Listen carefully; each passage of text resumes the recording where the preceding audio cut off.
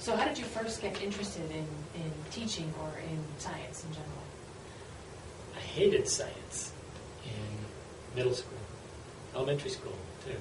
I had the worst science education you could imagine in the United States and in Chile. It was part of my school in Chile. We didn't even have textbooks, so the teacher would dictate to us from the textbook, and we would copy all period long, and the teacher would do an experiment, and then we'd copy down the results. I have books full of this stuff. I understood nothing. And so I did everything in my power to avoid science classes throughout school. I just couldn't stand it. At the same time, what did I do in my free time? I collected rocks, I looked at fossils, I ran down to the tide pools, I investigated things there. I was a total science kid, but natural history type of a kid. But I couldn't stand science classes because what happened in college, as a breadth requirement, they said I had to take a science class. I didn't want to do it, okay, but I have to, okay. Intertidal biology. Well, I like tide pools, I'll do that.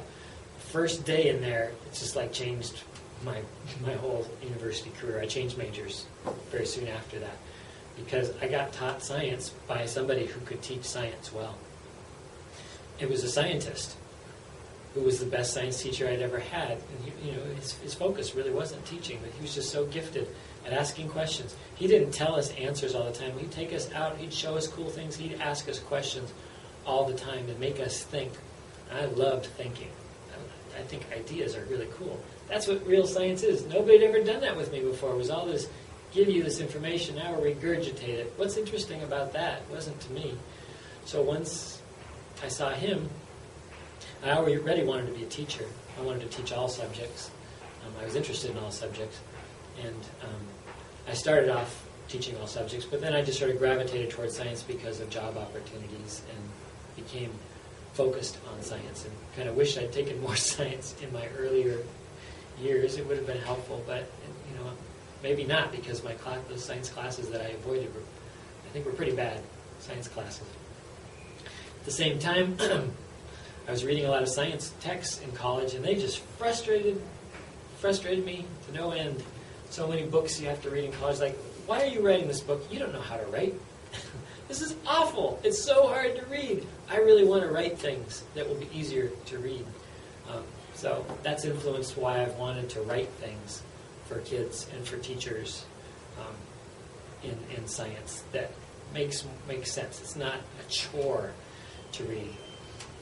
Now, after saying that, now that we're working with middle school students, I don't know if we want to talk about this, but I will need to just cut it out.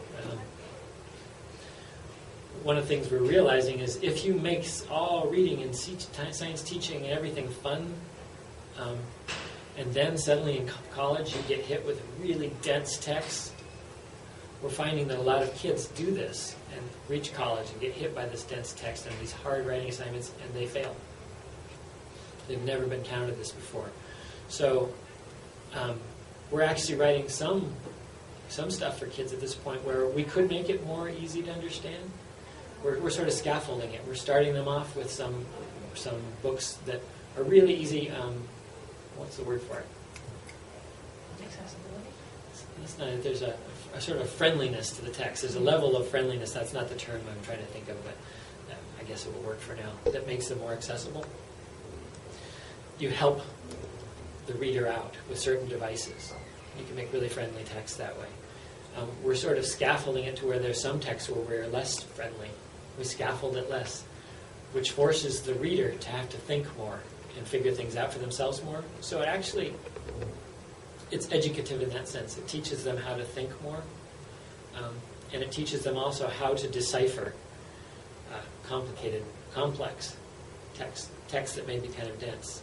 You have to be able to learn to do that to be academically successful, how to negotiate and interpret dense stuff. So we are actually writing levels of books that help kids not just understand science, but also how to understand science texts, how to navigate through them. It's kind of inefficiently.